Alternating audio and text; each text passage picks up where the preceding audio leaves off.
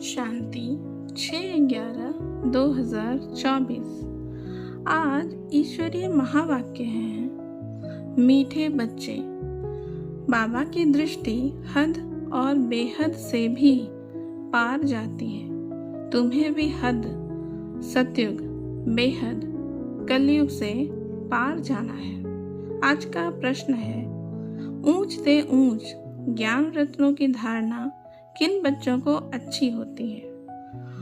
उत्तर है, जिनका बुद्धि योग एक बाप के साथ है, पवित्र बने हैं, उन्हें इन रत्नों की धारणा अच्छी होगी। इस ज्ञान के लिए शुद्ध बर्तन चाहिए। उल्टे सुलटे संकल्प भी बंद हो जाने चाहिए। बाप के साथ योग लगाते लगाते बर्तन सोना बने, तब रत्न ठहर सके। ओम शांति। मीठे मीठे रूहानी बच्चों को रूहानी बाप बैठ रोज रोज समझाते हैं। यह तो समझाया है बच्चों को, ज्ञान, भक्ति और वैराग्य का यह सृष्टि चक्र बना हुआ है। बुद्धि में यह ज्ञान रहना चाहिए। तुम बच्चों को हद और बेहद से पार जाना है। बाप तो हद और बेहद से पार है, उनका भी अर्थ समझना चाहिए ना। रूहानी बाप बैठ समझाते हैं। यह भी टॉपिक समझानी है कि ज्ञान, भक्ति पीछे है वैराग्य।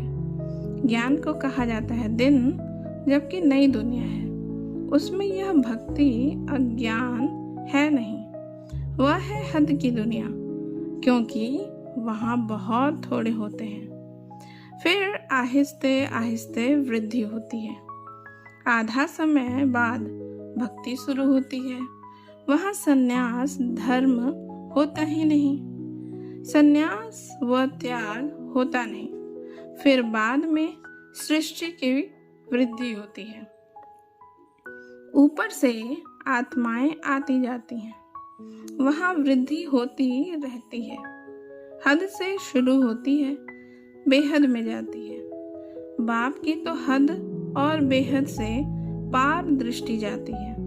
जानते हैं हद में कितने थोड़े बच्चे होते हैं, फिर रावण राज्य में कितनी वृद्धि हो जाती है। अब तुमको हद और बेहद से भी पार जाना है। सतयुग में कितनी छोटी दुनिया है, वहाँ संन्यास व वैराग्य आदि होता नहीं। बाद में द्वापर से लेकर फिर और धर्म शुरू होते हैं। संन्यास धर्म भी होता है, जो घर बार का संन्यास करते हैं। सबको जानना तो चाहिए ना। उनको कहा जाता है हठ योग और हद का संन्यास। फिर घर बार छोड़ जंगल में जाते हैं। द्वापर से भक्ति शुरू होती है। ज्ञान तो होता ही नहीं। ज्ञान माना सतयुग, त्रेता, सुख। भक्ति माना अज्ञान और दुख। यह अच्छी रीति समझाना होता है। फिर दुख और सुख से पार जाना है। हद बेहद से पार। मनुष्य जांच करते हैं ना, कहाँ तक समुद्र है, आसमान है। बहुत कोशिश करते हैं, परंतु अंत पा नहीं सकते। एरोप्लेन में जाते हैं, उसमें भी इतना तेल चाहिए ना, जो फिर वापस भी लौट सके। बहुत दूर तक जाते हैं, परंतु बेहद में जा नहीं सकते। हद तक ही जाएंगे। तुम तो हद बेहद से पार जाते हो। अभी तुम समझ सकते हो, पहले नई दुनिया में हद है, बहुत थोड़े मनुष्य होते हैं, उसको सतयुग कहा जाता है। तुम बच्चों को रचना के आदि मध्य अंत की नॉलेज होनी चाहिए ना। यह नॉलेज और कोई में है नहीं, तुमको समझाने वाला बाप है, जो बाप हद और बेहद से पार है और कोई समझा न सके। रचना के आदि मध्य अंत का राज समझाते हैं, फिर कहते हैं इससे पार जाओ। वहाँ तो कुछ भी रहता नहीं, कितना भी दूर जाते हैं, आसमान ही आसमान है। इनको कहा जाता है हद बेहद से पार। कोई अंत नहीं पा सकते, कहेंगे बेअंत। बेअंत कहना तो सहज है, परंतु अंत का अर्थ समझना चाहिए। अभी तुमको बाप समझ देते हैं। बाप कहते हैं, मैं हद को भी जानता हूँ, बेहद को भी जानता हूँ। फलाने फलाने धर्म फलाने फलाने समय स्थापन हुए हैं। दृष्टि जाती है सतयुग की हद तरफ, फिर कलयुग के बेहद तरफ, फिर हम पार चले जाएंगे जहाँ कुछ नहीं। सूर्य चांद के भी ऊपर हम जाते हैं, जहाँ हमारा शांति धाम स्वीट होम है।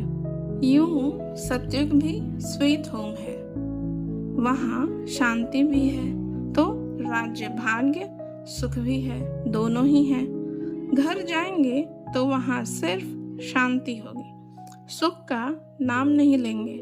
अभी तुम शांति भी स्थापन कर रहे हो और सुख शांति भी स्थापन कर रहे हो।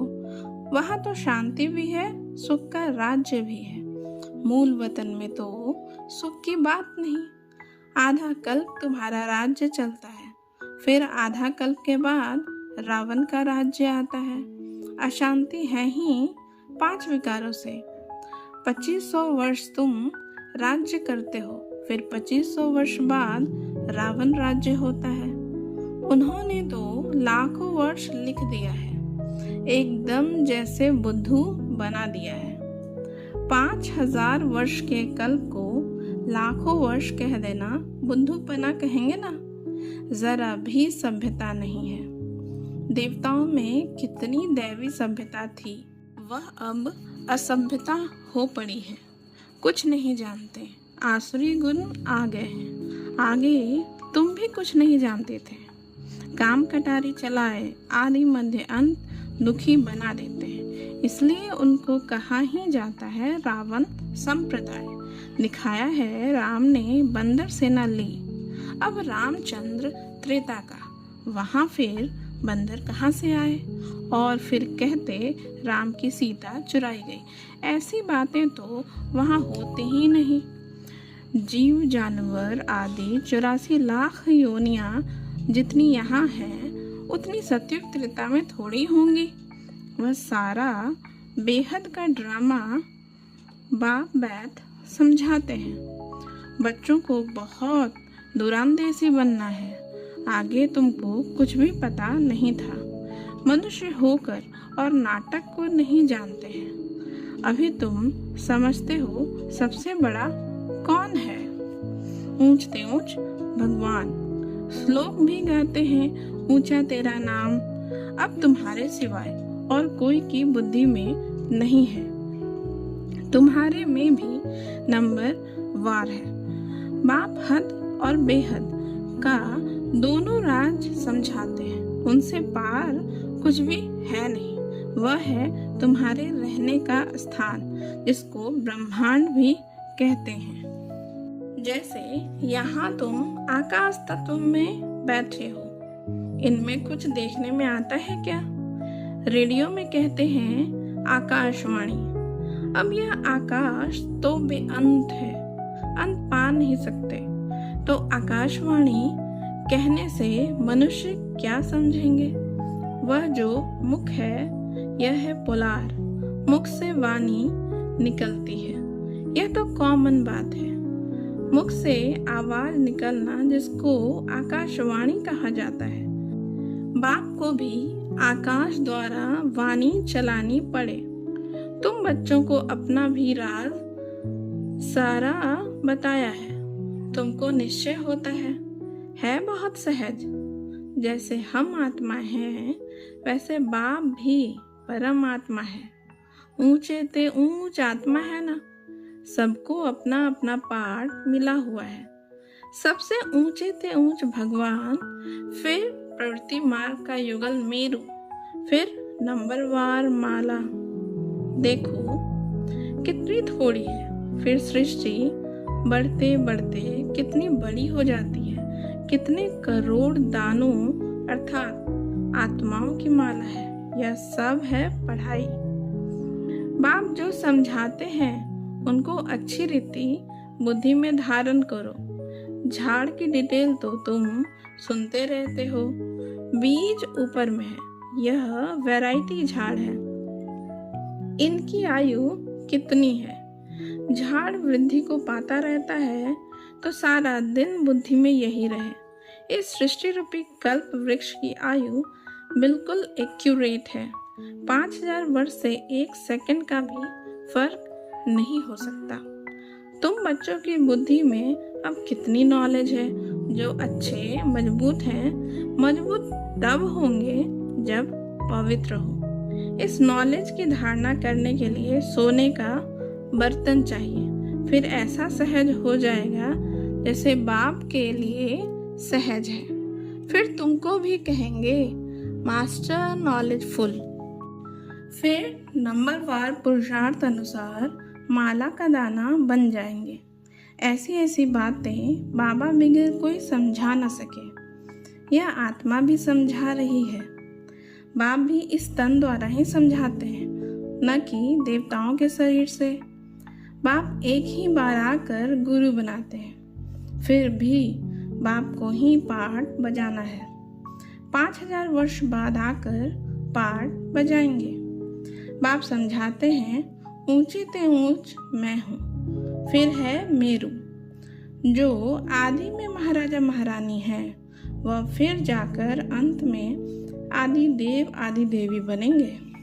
यह सारा ज्ञान तुम्हारी बुद्धि में है। तुम कहाँ भी समझाओ तो वंडर खाएंगे। यह तो ठीक बातें हैं। मनुष्य सृष्टि का बीज रूप ही नॉलेजफुल है। उनके बगैर और कोई नॉलेज दे नहीं सकते। यह सब बातें धारण करनी है, परंतु बच्चों को धारणा होती नहीं है बहुत सिंपल, कोई मुश्किलात नहीं है। एक तो याद की यात्रा चाहिए, इसमें जो फिर पवित्र बर्तन में रत्न ठहरे। यह ऊंचते ऊंच रत्न है। बाबा तो जौहरी था, बहुत अच्छा हीरा माणिक आदि आता था तो चांदी की डिब्बी में कपूस आदि में अच्छी रीति रखते थे। जो कोई भी देखे तो कहेंगे यह तो बड़ी फर्स्ट क्लास चीज है। यह भी ऐसे हैं, अच्छी चीज अच्छे बर्तन में शोभती है। तुम्हारे कान सुनते हैं, उनमें धारणा होती है। पवित्र होगा, बुद्धि योग बाप से होगा तो धारणा अच्छी होगी, नहीं तो सब निकल जाएगा। आत्मा भी है कितनी छोटी, उनमें कितना ज्ञान भरा हुआ है। कितना अच्छा शुद्ध बर्तन चाहिए, कोई संकल्प भी न उठे। उल्टे सुलटे संकल्प सब बंद हो जाने चाहिए। सब तरफ से बुद्धि योग हटाना है। मेरे साथ योग लगाते लगाते बर्तन सोना बना दो, जो रत्न ठहर सके। फिर दूसरों को दान करते रहेंगे। भारत को महादानी माना जाता है। वह धन दान तो बहुत करते हैं, परंतु यह है अविनाशी ज्ञान रत्नों का दान। देह सहित जो कुछ है वह सब छोड़कर एक के साथ बुद्धि का योग रहे। हम तो बाप के हैं, इसमें ही मेहनत लगती है। एम ऑब्जेक्ट तो बाप बता देते हैं। पुरुषार्थ करना बच्चों का काम है। अभी इतना ऊंच पद पा सकेंगे, कोई भी उल्टा सुल्टा संस्कार व विकल्प ना आए। बाप ही नॉलेज का सागर हद बेहद से पार है। सब बैठ समझाते हैं, तुम समझते हो बाबा हमको देखते हैं, परंतु हम तो हद बेहद से पार ऊपर चला जाता हूँ। मैं रहने वाला भी वहाँ का हूँ, तुम भी हद बेहद से पार चले जाओ। संकल्प विकल्प कुछ भी ना आए, इसमें मेहनत चाहिए। गृहस्थ व्यवहार में रहते कमल फूल समान बनना है। हथ काटे दिल याडे। गृहस्थी तो बहुत है, गृहस्थी जितना उठाते हैं उतना घर में रहने वाले बच्चे नहीं। सेंटर चलाने वाले, मुरली चलाने वाले भी नापास हो जाते हैं और पढ़ने वाले ऊंच चले जाते हैं। आगे तुमको सब मालूम पड़ता जाएगा। बाबा बिल्कुल ठीक बताते हैं। हमको जो पढ़ाते थे उनको माया खा गई। महारथी को माया एकदम हप कर गई। है नहीं, माया भी ट्रेडर बन जाते हैं। विलायत में भी ट्रेडर बन पड़ते हैं ना। कहाँ कहाँ जाकर शरण लेते हैं। जो पावरफुल होते हैं उस तरफ चले जाते हैं तो मौत सामने है ना, तो बहुत ताकत वाले पास जाएंगे। अभी तुम समझते हो बाप ही पावरफुल है। बाप है सर्वशक्तिमान। हमको सिखलाते सिखलाते सारे विश्व का मालिक बना देते हैं। वहाँ सब कुछ मिल जाता है। कोई अप्राप्त वस्तु नहीं होती जिसकी प्राप्ति के लिए हम पुरुषार्थ करें। वहाँ कोई चीज ऐसी होती नहीं जो तुम्हारे पास न हो। सो भी नंबरवार पुरुषार्थ अनुसार पद पाते हैं। बाप बिगर ऐसी बातें कोई नहीं जानते। सब हैं पुजारी। भल बड़े बड़े शंकराचार्य आदि हैं। बाबा उन्हों की महिमा भी सुनाते हैं। पहले पवित्रता की ताकत से भारत को बहुत अच्छा थमाने निमित्त बनते हैं। सो भी जब सतो प्रधान होते हैं, अभी तो तमो प्रधान है, उनमें क्या ताकत रखी है। अभी तुम जो पुजारी थे सो फिर पूज्य बनने का पुरुषार्थ कर रहे हो। अभी तुम्हारी बुद्धि में सारा ज्ञान है। बुद्धि में धारणा रहे और तुम समझाते रहो। बाप को भी याद करो। बाप ही सारे झाड़ का राज समझाते हैं। बच्चों को मीठा भी ऐसा बनने का है। युद्ध है ना, माया के तूफान भी बहुत आते हैं। सब सहन करना पड़ता है। बाप की याद में रहने से तूफान सब चले जाएंगे। हाथम ताई का खेल बताते हैं ना। मुहलरा डालते थे, माया चली जाती थी। मुहलरा निकालने से ही माया आ जाती थी। छुई मुई होती है ना, हाथ लगाओ तो मुरझा जाते हैं। माया बड़ी तीखी है। इतना उच्च पढ़ाई पढ़ते पढ़ते बैठे बैठे गिरा देती है। इसलिए बाप समझाते रहते हैं, अपने को भाई भाई समझो तो फिर हद बेहद से पार चले जाएंगे। शरीर ही नहीं तो फिर दृष्टि कहाँ जाएगी। इतनी मेहनत करनी है, सुनकर फां नहीं हो जाना है। कल कल तुम्हारा पुरुषार्थ चलता है और तुम अपना भाग्य पाते हो। बाप कहते हैं पढ़ा हुआ सब भूलो, बाकी जो कभी नहीं पढ़े हो वह सुनो और याद करो। उनको कहा जाता है भक्ति मार्ग। तुम राज ऋषि हो ना, जटाएं खुली हो और मुरली चलाओ। साधु संत आदि जो सुनते हैं वह सब है मनुष्यों की मुरली। यह है बेहद के बाप की मुरली। सत्युग त्रेता में तो ज्ञान के मुरली की दरकार ही नहीं। वहाँ न ज्ञान की न भक्ति की दरकार है। यह ज्ञान तुमको मिलता है इस संगम युग पर और बाप ही देने वाला है। अच्छा, मीठे मीठे सखी लदे बच्चों प्रति माता पिता बाप दादा का याद प्यार और गुड मॉर्निंग। रूहानी बाप की रूहानी बच्चों को नमस्ते। हम रूहानी बच्चों का रूहानी माता पिता बाप दादा को भी याद प्यार गुड मॉर्निंग, नमस्ते नमस्ते नमस्ते। थैंक यू बाबा, शुक्रिया बाबा। आज की धारणा के लिए मुख्य सार है पहली नंबर, बुद्धि में ज्ञान रत्नों को धारण कर दान करना है। हद बेहद से पार ऐसी स्थिति में रहना है जो कभी भी उल्टा सुल्टा संकल्प व विकल्प न आए। हम आत्मा भाई भाई हैं, यही स्मृति रहे। दूसरा, माया के तूफानों से बचने के लिए मुख में बाप की याद का मुहल्लरा डाल लेना है। सब कुछ सहन करना है, छुई मुई नहीं बनना है, माया से हार नहीं खानी है। आज का वरदान है, सदा एक के स्नेह में समाये हुए एक बाप को सहारा बनाने वाले सर्व आकर्षण मुक्त भव। इसका विस्तार है, जो बच्चे एक बाप के स्नेह में समाये हुए हैं वे सर्व प्राप्तियों में संपन्न और संतुष्ट रहते हैं। उन्हें किसी भी प्रकार का सहारा आकर्षित नहीं कर सकता। उन्हें सहज ही एक बाप दूसरा न कोई यह अनुभूति होती है। उनका एक बाप ही इस समय संसार है।